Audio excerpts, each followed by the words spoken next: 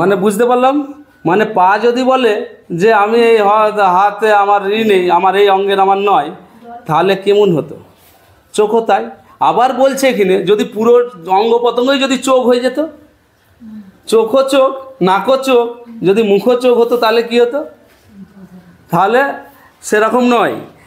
এখানেই বলছে যে এবার 18টা পড়ি দেখি। কিন্তু এখন, হ্যাঁ 18টা কিন্তু এখন ঈশ্বর অঙ্গ সকল এক করিয়া দেহের মধ্যে যেমন ইচ্ছা করিয়াছেন সেইরূপ বসাইয়াছেন। হ্যাঁ, ঈশ্বর এইটাকে সেটেল করেছে, যেখানে করার জিনিস সেখানে বসাচ্ছে। এখানে চোখ হওয়াতে চোখই থাকবে, দুটোই হবে, একটা নয়। হাত ঈশ্বর যেমন যেখানে বসানো উচিত ঈশ্বর সেখানে বসিছে, হ্যাঁ বসাচ্ছে। এবার তারপর 19টা নতুবা সমস্তই যদি একটি অঙ্গ হইতো তবে দেহ কোথায় থাকিত? হ্যাঁ, যদি ওই সমস্ত অঙ্গই যদি একটাই হতো তাহলে আবার সেটা কি হতো? সেটা আবার কি জিনিস হতো? কি তাহলে কি থাকিত, কি হতো? কিন্তু এখন অঙ্গ অনেক কিন্তু দেহ এক। হ্যাঁ, এখানে আমাদের কত সুন্দরভাবে আমাদের ঈশ্বর শিক্ষা দিচ্ছে, মানে কত সুন্দর উপমা দিয়ে। যদি একটা হতো কি হতো? যদি সে একটা চোখ সব হতো কি হতো? যদি যেখানে করার জিনিস সেখানে না থাকতো কি হতো? অনেক বাটে, কিন্তু দেহ এক। খালি দেহটাই এক, কিন্তু অঙ্গ প্রত্যঙ্গ অনেক। এবারে আর 21 পদটা পড়ি। আর চক্ষু হস্তকে বলিতে পারি না তোমাকে আমার প্রয়োজন নাই, আবার মাথা পা দুখানিকে বলিতে পারে না তোমাদিগতে আমার প্রয়োজন নাই, বরং দেহের যে সকল অঙ্গকে অপেক্ষাকৃত দুর্বল বলিয়া বোধ হয় সেইগুলি অধিক প্রয়োজনীয়। মানে বুঝতে পারলাম, মানে হাত বলবেনি আমার চোখের প্রয়োজন নেই, কারণ চোখও আমাদের দরকার। চোখ না হলে আমি দেখতে পাবো নি। আবার চোখ যদি বলে যে আমার কান প্রয়োজন নেই, না শুনতে পাবো নি, সেটাও প্রয়োজন আছে। এবং এখানে তারপরে 22 পদটা বলছে যদি কোনো অঙ্গ প্রত্যঙ্গ দুর্বল হয় তাহলে কিন্তু তাকে কি দুর্বল বলিয়া বোধ হয় সেইগুলি অধিক প্রয়োজন। মানে যেটা আমার শরীর দুর্বল সেটাই প্রয়োজন বেশি, সেটাকেই সেবা করতে হবে, সেবা করে তাকে স্ট্রং করতে হবে। আচ্ছা, একবারে 26 পদটা পড়ি একবার। 26 আর এক অঙ্গ দুঃখ পাইলে তাহার সহিত সকল অঙ্গই দুঃখ পায়, এবং এক অঙ্গ গৌরব প্রাপ্ত হইলে তাহার সহিত সকল অঙ্গই আনন্দ করে। হ্যাঁ, মানে আমরা বুঝতে পারলাম একটা যদি অঙ্গ দুঃখ হয় মানে কষ্টে থাকে তাহলে সব অঙ্গই কষ্ট। আমার যদি পা ভেঙে যায় ওই পায়ের সেবা করার জন্য সব অঙ্গ প্রত্যঙ্গ তার দিকে। মাথা বলছে এই ওদিকে তাকাও, হাত দিয়ে এটা সেবা করো, এখানটা পরিষ্কার করো ডেটল জল দিয়ে, এখানে বেঁধে দাও। সব অঙ্গ ব্যতিব্যস্ত হয়ে পড়ে যাতে সে দুর্বল তাকে যেন সবল করে। হ্যাঁ, আবার ওই অঙ্গ যদি স্ট্রং থাকে সব অঙ্গই স্ট্রং, সবাই খুশি। হ্যাঁ, সেই রকম। আর 27 পদটা পড়ে নি। হ্যাঁ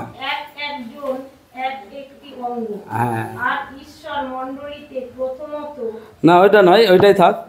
তোমরা খ্রিস্টের দেহ। এবারে আমাদেরকে বলছে এত কিছু তো আমরা বিশ্লেষণ করে বুঝলাম, আমার হাত প্রয়োজন কেন কি সবই বুঝলাম। এখানে বলছে তোমরা খ্রিস্টের দেহ, তোমরাই দেহ। আর বলছে তোমরা একজন একটি অঙ্গ। মানে সেই রকম আমার দেহ যেমন অঙ্গ প্রত্যঙ্গ আছে, এবার খ্রিস্টের এবারে যেসব ভাই বোনেরা আছে সবাই তোমরা অঙ্গ প্রত্যঙ্গ। এই রকম, এই কেউ হাত পা, তার মানে কেউ যদি দুর্বল হয় আমাকে সেখানে যেতে হবে। সেই অঙ্গ প্রত্যঙ্গ মানে সে দুর্বল হলে তার মানে কি আমি ভালো নেই, এই মনোভাব এইটা আমাদের মধ্যে থাকতে হবে। এই শিক্ষায় আমাদেরকে প্রভু যিশু দিচ্ছে। তোমরা মণ্ডলীর দেহ বলছে। আবার এটা পড়ি 27টা, তোমরাই খ্রিস্টের দেহ, তোমরা সবাই খ্রিস্টের দেহ। আর কি বলছে? এবং হ্যাঁ একজন একটি অঙ্গ প্রত্যঙ্গ। মানে আমি চোখ, সে নাক, সে হাত, এ পা। যদি কারো এই হাত পায়ের মধ্যে কারো যদি ডিস্টার্ব হয় তাহলে সব অঙ্গ সেখানে সেবা করতে হবে। কার ডিস্টার্ব হলো, সুপ্রিয়দার ধরো কিছু সমস্যা হলো, সব অঙ্গ তোমাকে আসতে হবে, কারণ ও আমার একটা অঙ্গ।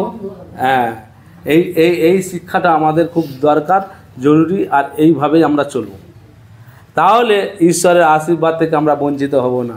কারণ ঈশ্বর বলছে কেন আমরা করব এগুলো, এই যে এই শিক্ষাটা কেন করব, তার মানে এইটা করব, ঈশ্বরের বাক্য ধ্যান করব, এইটা ঈশ্বরের বাক্যেতে চলছি।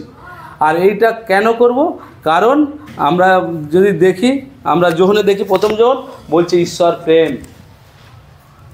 আমাদের মধ্যে এইটা করা মানে প্রেম প্রকাশ পাওয়া। প্রথম যোহন, হ্যাঁ 4 অধ্যায়, হ্যাঁ 7 পদ দিকে পড়ব। হ্যাঁ একবার হেডিংটা আগে দেখে নিন। হ্যাঁ হ্যাঁ এইখানে প্রথমে হেডিংয়েই বলছে ঈশ্বর কি প্রেম। তাহলে ঈশ্বর প্রেম, আর প্রেমে থাকা আবশ্যক। আর যার মধ্যে ঈশ্বর যেহেতু প্রেম, আমি যদি বলি ঈশ্বর আমার মধ্যে আছে, তার মানে আমার কি থাকবে? হ্যাঁ আমার মধ্যে প্রেম থাকবে। এখানে তাই বলছে ঈশ্বর প্রেম, এবং ঈশ্বর বলছে তোমাদেরও প্রেমে থাকা আবশ্যক, মানে অবশ্যই প্রেমে থাকতে হবে, এটা আদেশ, মানে এটা আজ্ঞা দিচ্ছে ঈশ্বর। কি বলছে এবার, কি আজ্ঞা দিচ্ছে? হ্যাঁ হ্যাঁ হ্যাঁ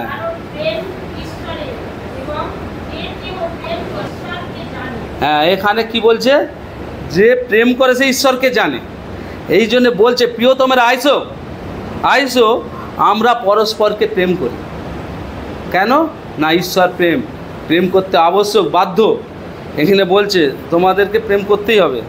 এই জন্যে বলছে যে প্রিয় তোমরা আইসো আমরা পরস্পরকে যেন প্রেম করি, কেননা থেকে জাত, মানে যার মধ্যে প্রেম প্রকাশ পায় সে ঈশ্বর থেকে জাত, ঈশ্বরের।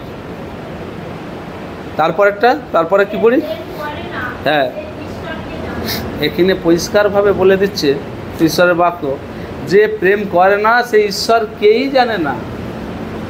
যতই আমি যিশু যিশু করি, যতই ঈশ্বর ঈশ্বর করি, আমরা যতই সমাজ সেবা করি, এই করি সেই করি, যার মধ্যে প্রেম নেই সে ঈশ্বরকেই জানে না।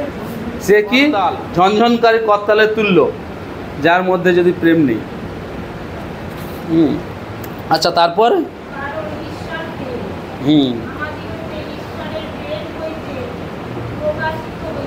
হ্যাঁ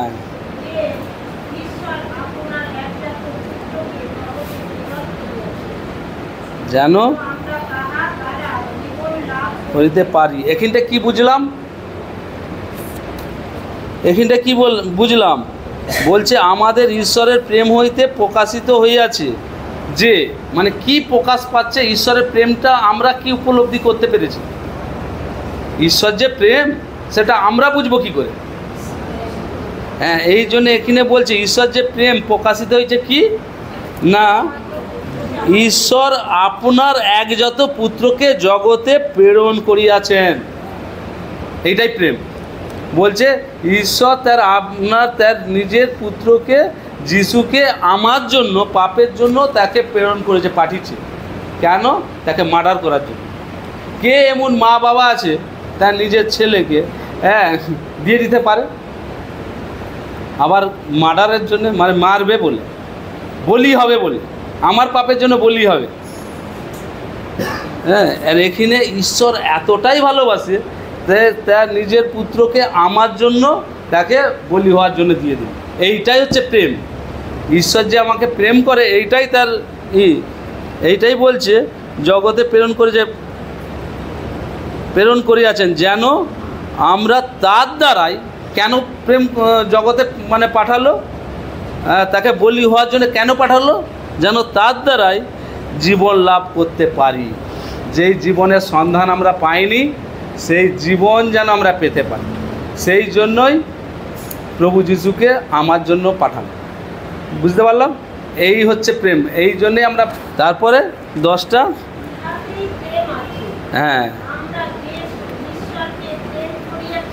হুম হুম হুম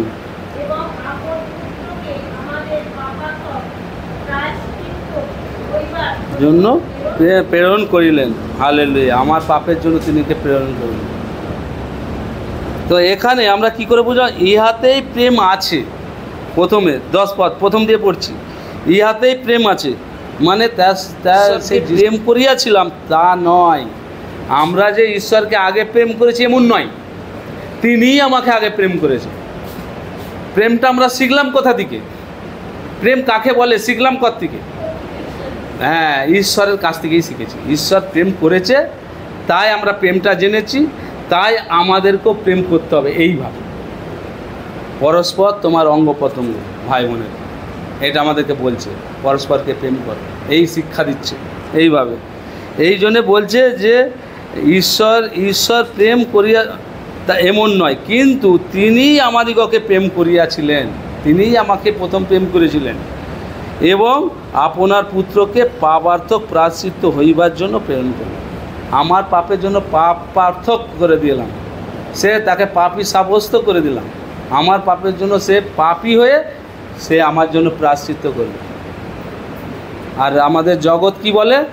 তুমি পাপ করেছো, তোমার পাপের ফল তোমাকেই প্রায়শ্চিত্ত করতে হবে। পাপ করেছো, প্রায়শ্চিত্ত তোমাকেই করতে হবে। কি করে? কেউ উপোস করে, কেউ গণ্ডি কেটে করে, যে যার সিস্টেমে করে। হ্যাঁ, কেউ আবার অনেক উঁচু দিয়ে ঝাঁপ দেয়, আমাদের এখানে রতনমালা ঝাঁপ হয় প্রচুর উঁচু দিয়ে।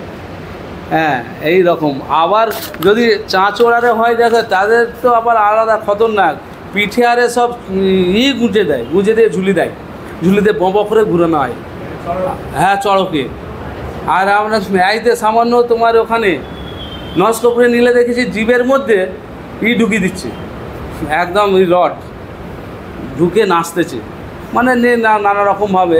আর এখানে বলছে তোমাকে কিছু করতে হবে না, যিশুকে পাঠিয়ে দিচ্ছি আমি, তোমার পাপের প্রায়শ্চিত্ত এখানে বলছে, এবং আপন পুত্রকে আমাদের পাপার্থক প্রায়শ্চিত্ত হইবার জন্য তাকে প্রেরণ করিলেন, তাকে পাঠিয়ে দিল। 11 পদটা দেখি।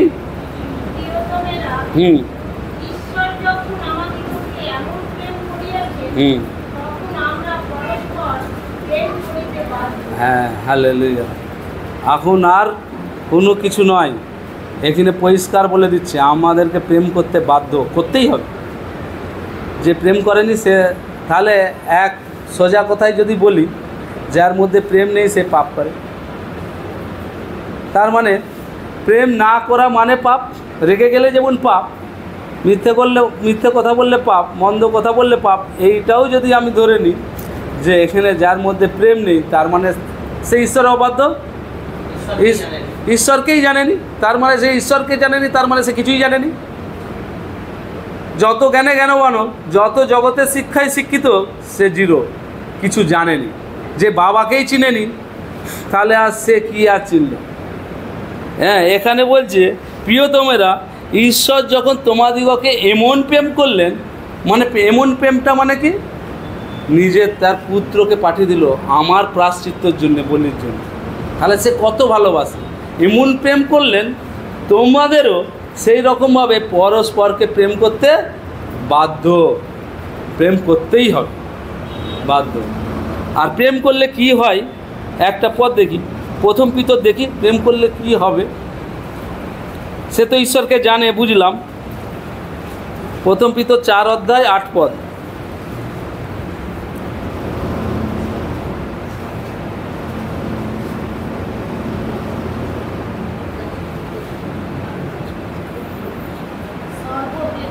হ্যাঁ, হ্যাঁ,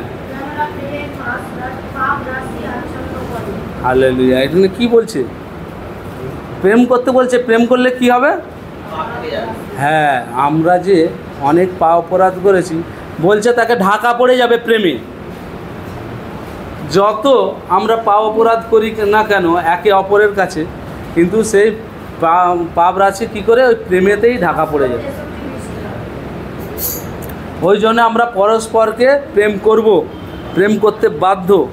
আর প্রেম করলে আমাদের পাপ অপরাধ, যা পাপ রাশি, আমাদের পাপ করে করে আমরা এখন এই বয়সে আমরা কত পাপ করতে পারি, কেমন করেছি।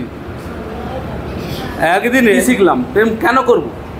ঈশ্বর বলেছে বলে। হ্যাঁ, ঈশ্বর বলেছে, এই কারণে নিজের পাপ নিজে ঢাকা পড়ে যায়। আমরা কি পাপ করেছি? কতটা পাপ করেছি? হ্যাঁ, আমরা যদি প্রত্যেক দিনের যদি ধরি, এক দিন পাপ করে করে এক দিন মোটামুটি হিসাব করলে থই পাবেনি, 100টারও অধিক হবে। কত সকাল দিকে কত রেগে যায়, কত মন্দ কথা বলি, কত মন্দ দৃষ্টিতে তাকাই, মিথ্যে কথা বলি, কারো কি নানা রকম কামনা বাসনা নানা রকম পাপ করতে করতে যদি 200খানা যদি পাপ করি, হিসাব করলে যদি দিনে 200খানা পাপ করি, একদিনে 200খানা হলে তাহলে 1 মাসের হিসাব করে দে, তাহলে 3 দুগুণে 6, 60,000 মাসে। আবার মাসে থেকে বা বছরের টান 12, 12 6 72 কি ক্যালকুলেটার ধরবে নি? হ্যাঁ, কোথা চলে যাবে 1 বছরে। আবার আমার বয়স এখন 43-44 বছর হয়ে গেছে, পড়েছে। তাহলে 44 বছর হলে তাহলে 1 বছরে যদি 7 লক্ষ 1 কোটি যদি হয়ে যায় ক্যালকুলেটার মারলে, তাহলে ভর্তিই হয়ে যাবে। তাহলে এই পাপের বেতন এবার কি আসছে? একটা বিষয় বলি ছোট করে, ট্রেনেতে দেখলে মাথা খারাপ হয়ে নিতে পারবে নি, আমি ওখানে কাঁদতেছি, সবাই তো এত প্রবলেম। আমাদের যখন এখান থেকে যাই, ট্রেনেতে উঠি, নানা লোকের নানা প্রবলেম, মানে ভাষায় প্রকাশ করা যাবে না, সবাই সমস্যায় আছে। এইবারে আমার বইয়ের প্রবলেম হচ্ছে, আমার স্ত্রীর প্রবলেম হচ্ছে, তুমি কেন আমার কাছে আসোনি? আমাকে এক সাইডে আমার পড়েছে, আর ও কন্টিনিউ ফোন করছে, ফোন আবার আমি করছে বলে ফোনটা নেটওয়ার্ক উড়িয়ে দিতেই ও চলে এসে চোচাবেন আমার কাছে, এসে বলছে এরকম করছো, আমার দিকে ধ্যান নেই, সে নেই বলে সে মানে প্রচুর কিছু বলছে। আমি খালি ঈশ্বরের কাছে বলছি, প্রভু আমার মুখ বন্ধ করে দাও, আমি যেন কথা না বলুক। মানে শয়তানকে, মানে আমরা যদি দেখি ভিতরে কেমন মানে সিংহের নাই অন্বেষণ করছে কাকে কখন গ্রাস করবে, ঠিক তাই সিংহের মতো সেখানে সবাইকেই আক্রমণ করছে। তো এইভাবে আক্রমণ করার পর যখন সব শীতল হলো, একদম সিংহের নাই এমন গর্জন হয়ে গেছে, সে আমাকে আর থাকতে পারছি না। লাস্টে আমি চুপ করে বসে আছি, আমি কথা বলিনি বলে ও আমাকে ঠেলা দিচ্ছে, কই গো কিছু বলনি কেন? হ্যাঁ, মুখে বাক পড়ে গেছে নাকি? হ্যাঁ, ফেলছে, মানে কিভাবে কাজ করছে দেখো। আমি তবুও বলছি, প্রভু আমার মুখ না খুলুক, আমি চুপ করেই আছি। আর ও কথা বলিনি বলে আবার ঠেলাঠেলি করছে। আর গোটা বগিতে ও বসেছিল উপরে, আর ওখান থেকে এমনভাবে বলছে গোটা বগির লোক শুনছে, আর সবাই শুনছে, সব দেখছে, এমন তেমন নানা রকম। তো এইরকমভাবে আমাদের বিস্ফোরণ আসবে, কিন্তু আমাদেরকে কন্ট্রোল করতে হবে এই ঈশ্বরের উপরে নির্ভর করে। যিশু বলছে, তুমি যত জগতে কষ্ট পাচ্ছ আমার উপরে নির্ভর করে নাও, সব কষ্ট ক্লিন করে দেবে। তো ঠিক তাই আমাদের সব কষ্ট ক্লিন করে দিয়েছে, আমি খুব খুশি। তো সেই সময়গুলোই আমাকে ঈশ্বরের উপর নির্ভর করতে হবে, কারণ শয়তান চতুর, কখন কিভাবে আসবে আমরা জানিনি, কিন্তু ওই প্রভু যিশুর উপর নির্ভর করতে হবে। তারপরে কি করব সেই দিন? তারপরে বলতে বলতে তো ও ফেরা হয়ে গেছে, ও বলেই যাচ্ছে, ঠেলা মারছে রীতিমতো, দুবারটা চুপ করে আছি বলে আবার তারপরে আমি কথা বললেই তো মার। তা আমি বাথরুমে চলে যাই, বাথরুমে গিয়ে আমি কন্টিনিউ 15 থেকে 20 মিনিট কেঁদেছি। সেই রকমভাবে তোমাদেরকেও কাঁদতে হবে ঈশ্বরের কাছে, আর তার উত্তর পেয়ে গেছি। 10 মিনিট 15 মিনিট আমি ঈশ্বরকে ডেকেছি, কেঁদেছি, সঙ্গে সঙ্গে এসছি ক্লিন, আর কিছু বলেনি, চুপ করে গেছে। হ্যাঁ, এই চুপ করে গেছে, তারপর আস্তে আস্তে সব ক্লিন হয়ে গেছে। হ্যাঁ, গিয়ে সিংহের মুখকে বন্ধ করে দিল। ওই বাথরুমে খালি আমি 10 থেকে 15 মিনিট কেঁদেছি, হাওয়াও করে কাঁদতেছি, আমার ওই চশমা মানে জলে ভর্তি হয়ে গেছে। স্যার ধন্যবাদ দিই, সেই প্রার্থনার উত্তর পেয়ে গেছি। তারপর থেকে আর ওর সাথে কোনো রকম সমস্যাই দেখতে পাইনি। হ্যাঁ, আর আমিও এইটা আমাদেরকেও করতে হবে, যেন আমি আমার স্ত্রীকেও আমার স্বামীকেও ভালোবাসতে পারি, পরস্পর যেন আমি প্রেম করতে পারি, কারণ আমাদেরকে বলেইছে ভালোবাসতে হবে। তো এই রকম ওইটা প্রেমে ঈশ্বরকে কেউ কখনো দেখে না। যদি আমরা পরস্পর প্রেম করি তবে ঈশ্বর আমাদের মধ্যে থাকে এবং হ্যাঁ সিদ্ধ হয়। এইটা খুব গুরুত্বপূর্ণ একটা বিষয়। এখানে বলছে ঈশ্বরকে কেউ কখনো দেখে নাই। কেউ দেখেছি? না, কেউ দেখা যাবেও না, দেখতে পাবেও না। ওই জন্য এখানেও বাক্যে বলে দিচ্ছে কেউ ঈশ্বরকে কখনো দেখেনি। এবারে বলছে তাহলে কি করে বুঝবো? হ্যাঁ, যদি আমরা পরস্পর প্রেম করি তবে ঈশ্বর তোমাতে থাকেন।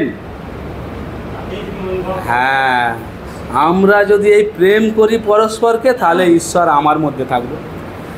হ্যাঁ, আর আমার স্ত্রী যদি প্রেম করে পরস্পরকে তার মধ্যে থাকবে ঈশ্বর, থাকবেই।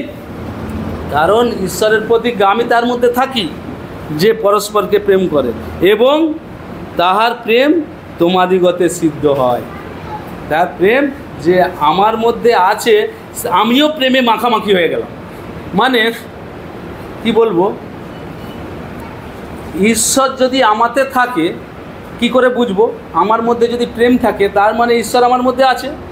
এবারে ঈশ্বর আর আমি দুজনে এক জায়গায় থাকলে কি হয়? মাখামাখি হয়ে গেল, মানে আমার মধ্যেই প্রেম আছে, কারণ ঈশ্বর আমার মধ্যেই আছে। তাহলে আমাদেরকে কি করতে হবে? ওই জন্যে আমরা যদি পরস্পরকে প্রেম করি তাহলে ঈশ্বর আমাদের মধ্যে থাকে, তাহলে আমাদের প্রেম করতেই হবে। আর একটা পদ দেখি, যোহন, শুধু যোহন 13 অধ্যায় 34 পদরা।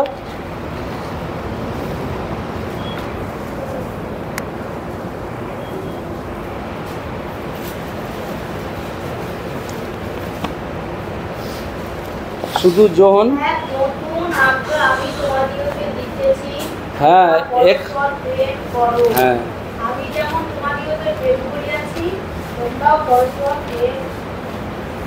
হ্যাঁ, এটা কে বলছে? হ্যাঁ, যিশু বলছে আমি একটা নতুন আজ্ঞা দিচ্ছি।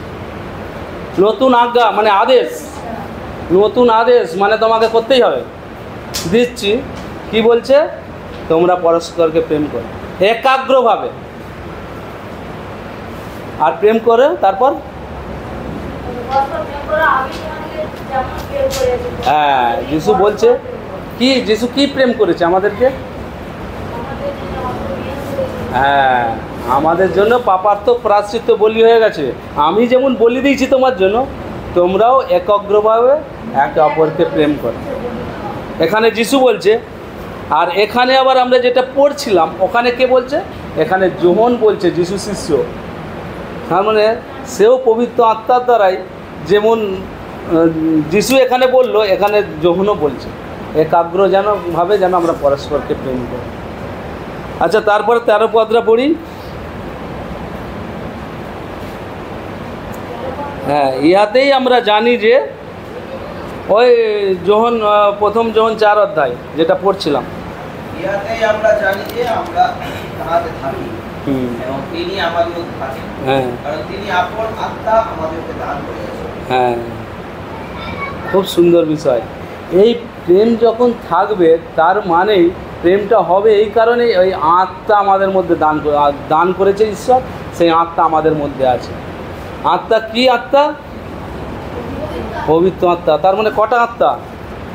হ্যাঁ, ওই তার মধ্যে ঈশ্বর যে দান করেছে সেই পবিত্র আত্মা তোমার মধ্যে তখনই থাকবে যখন আমাদের মধ্যে প্রেম থাকবে। তারপর 14 পদরা, আর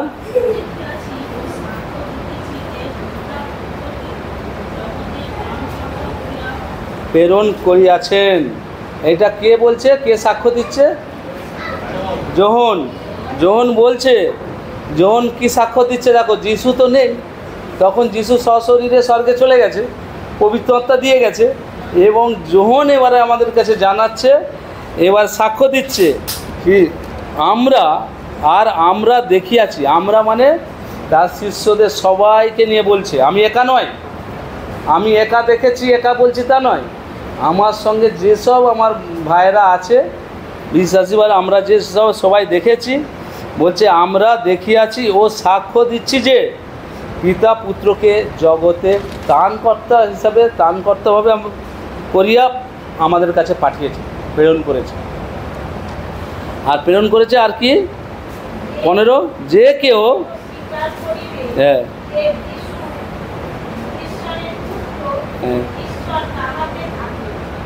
হ্যাঁ এবং সে ঈশ্বরে থাকে।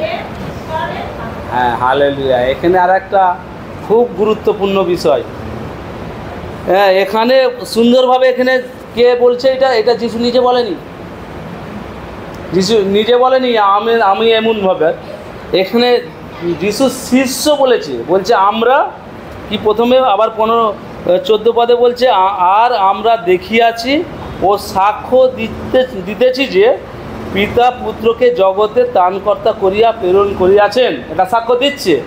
আর কি বলছে, যে কেউ স্বীকার করবে যে যিশু ঈশ্বরের পুত্র, ঈশ্বর তাহাতে থাকবে। এইটা পরিষ্কারভাবে যখন বলছে, আর যে কেউ স্বীকার করবে যে যিশুই ঈশ্বরের পুত্র, তাহলে ঈশ্বর তাহাতে থাকেন এবং সে ঈশ্বরেতে থাকে। তার মানে সেই মাখামাখি কেস, ঈশ্বর আমাতে থাকছে এবং আমিও তাতে থাকছি, মানে এই প্রেম থাকবে এবং প্রেমের মধ্যে প্রেম থাকবে বলেই এইটাও স্বীকার করব, বিশ্বাস করব যিশু ঈশ্বরের পুত্র। হালেলুয়া, আমরা বিশ্বাস করব। আর 16 পদটা পড়ে নিই। হ্যাঁ হ্যাঁ হ্যাঁ হ্যাঁ হ্যাঁ, এখনও সুন্দরভাবে ওই একই কথায় ঘুরে ফিরে বলছে যে ঈশ্বর প্রেম, যে ঈশ্বরে থাকে সে তার মধ্যে প্রেম থাকতে বাধ্য, সেও প্রেমে থাকবে, সে ঈশ্বর। সুন্দরভাবে ওই কথাটাও বলছে ঘুরিয়ে। ঠিক আছে, তারপরেরটাও দেখি।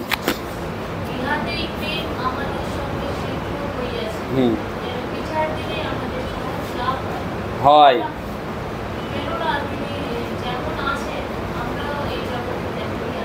হ্যাঁ, এখানে বলছে আমাদের বিচার যে হবে তখন যেন আমরা শক্তি পাই। এখানে বলছে ইহাতেই প্রেম আমাদের সঙ্গে সিদ্ধ হয়ে আছে, যে আমরা যে পরস্পরকে প্রেম করেছি সিদ্ধ হয়ে আছে, যেন বিচারের দিনে আমাদের সাহস লাভ হয়, বিচারের সময় যেন আমি দাঁড়াতে পারি তার সম্মুখে সাহসপূর্বক।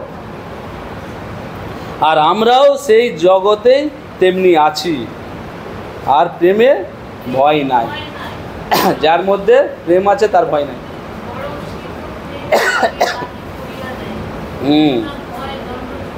হ্যাঁ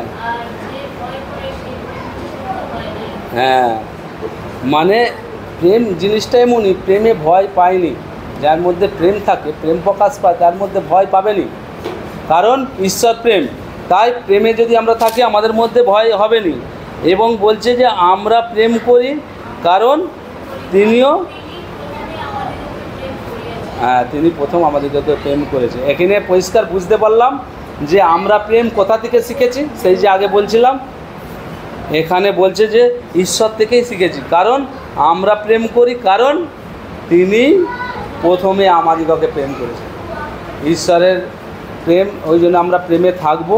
আমরা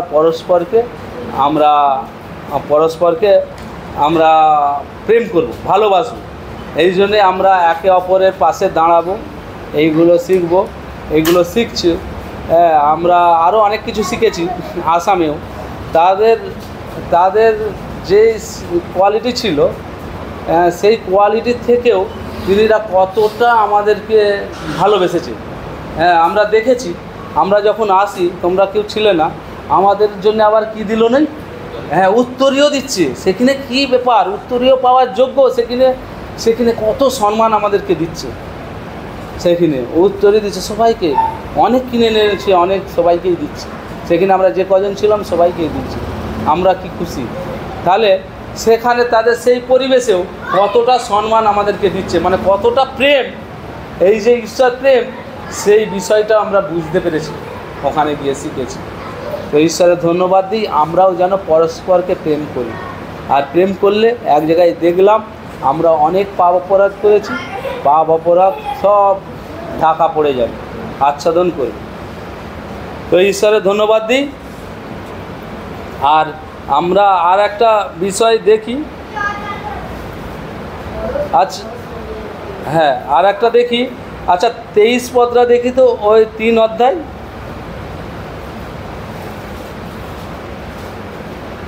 3 অধ্যায়, ওই প্রথম জীবনী। আর তাহার আজ্ঞা এই যেন আমরা তাহার পুত্র যীশু খ্রিস্টের নামে বিশ্বাস করি এবং পরস্পর প্রেম করি, যেমন তিনি আমাদেরকে আজ্ঞা দিয়েছেন। যে ব্যক্তি তাহার আজ্ঞা সকল পালন করে সে তাহাতে থাকে ও তিনি তাহাতে থাকে। আর তিনি তোমাদেরকে যে আজ্ঞা দিয়েছেন তাহারই দ্বারা আমরা জানি যে তিনি আমাদেরকে থাকেন।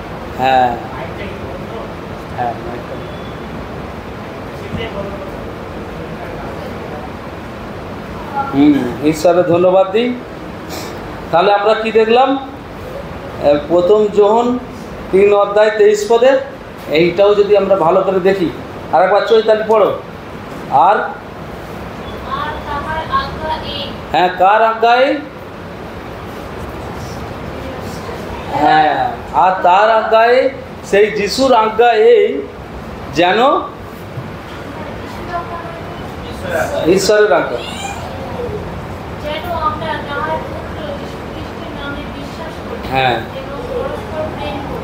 কি আজ্ঞা? যেন তার পুত্র ঈশ্বরের পুত্র যীশু খ্রিস্টের নামে বিশ্বাস করি এবং পরস্পরকে প্রেম করি। মানে যিশুকে বিশ্বাস করতে হবে আর পরস্পরকে প্রেম করতে হবে। তারপরে যেমন তিনি আমাদেরকে আজ্ঞা দিয়েছেন, যেমন আজ্ঞা দিয়েছে সেটাই যেন আমরা পালন করি। আর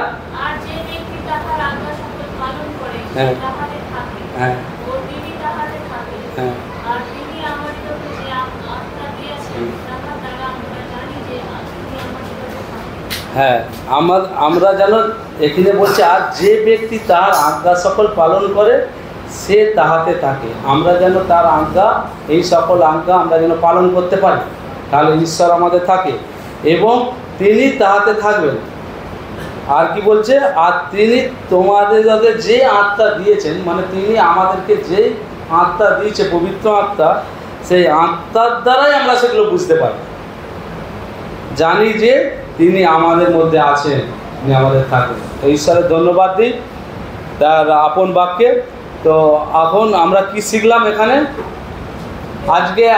আজকে কি শিখলাম?